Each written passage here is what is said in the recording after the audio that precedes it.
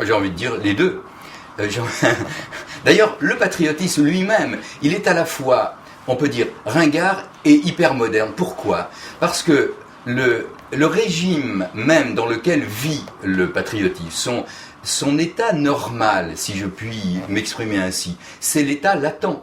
Le patriotisme, c'est pas un sentiment tapageur, c'est pas un sentiment déclamatoire. La plupart du temps, il mène une existence souterraine dans l'inconscient ou dans le subconscient des individus, comme d'ailleurs de l'opinion publique.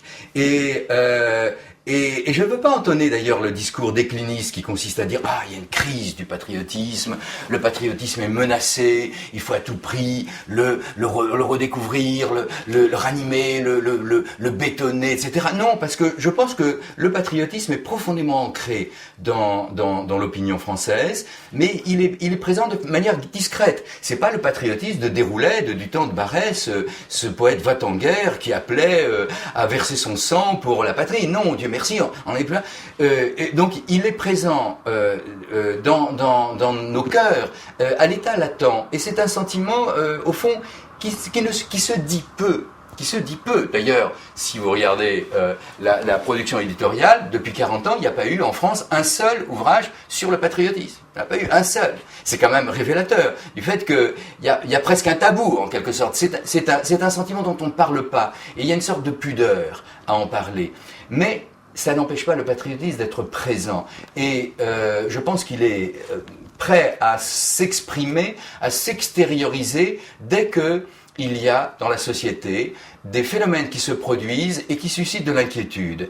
Dès qu'il y a une inquiétude sur l'avenir de notre pays, sur le problème de qui sommes-nous, notre identité, est-ce qu'il y a des menaces qui pèsent sur la cohésion nationale? Est-ce que notre place dans l'Europe, est-ce que l'État français est encore souverain dans le maelstrom des problèmes économiques et financiers de la planète actuellement? À partir du moment où est-ce que notre société est encore cohésive? Est-ce qu'elle est encore unie à l'heure où on assiste à la montée presque inexorable des communautarismes?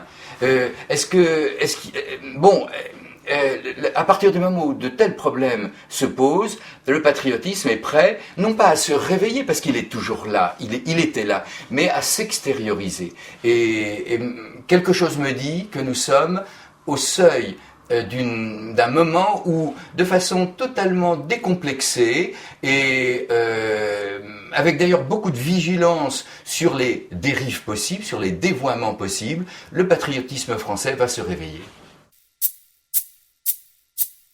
Il faut revenir à l'idée que, au fond, le lien social, parce que c'est ça le problème majeur de la France actuellement. Le lien social, il est tissé de plusieurs fils. Il y a un fil économique, il y a un fil politique, et il y a un fil affectif, sentimental.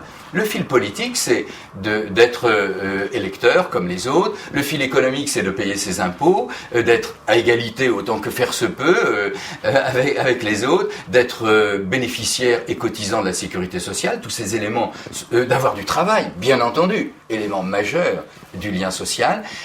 Donc, je souscris totalement aux problématiques des intellectuels qui mettent l'accent sur l'égalité, la solidarité, la sécurité sociale, l'État-providence, la solution apportée au problème du chômage. Bien entendu, c'est fondamental, c'est la base. Mais c'est pas suffisant, à mon avis, pour assurer un lien social vraiment profond et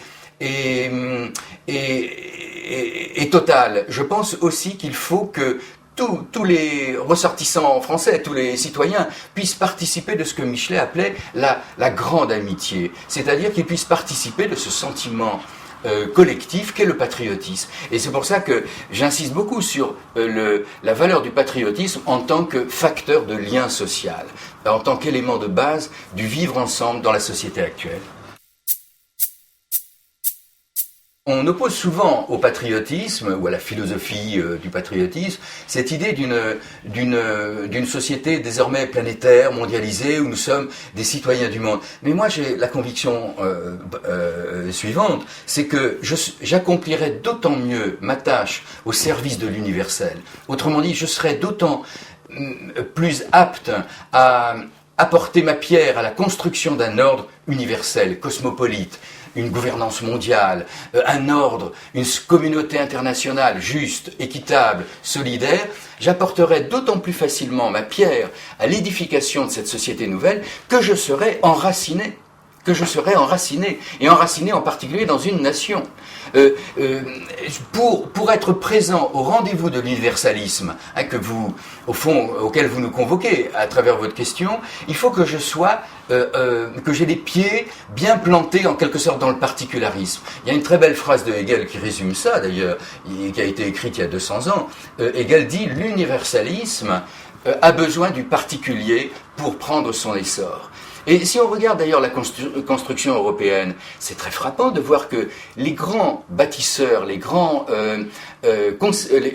pères fondateurs de l'Europe, au tournant des années 1950, c'était de profonds patriotes. L'un n'empêche pas l'autre. Et je pense que ça serait une erreur de concevoir le sentiment européen ou la citoyenneté mondiale comme des exigences impliquant nécessairement l'abdication de toute appartenance nationale.